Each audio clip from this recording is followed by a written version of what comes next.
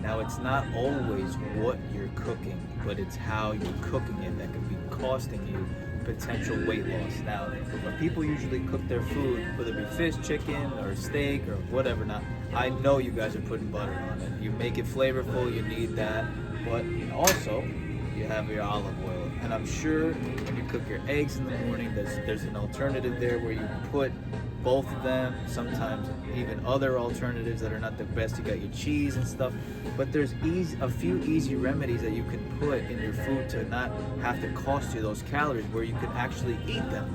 Instead, you're adding these additives that you're really not getting full from. It's making you probably crave even more garbage.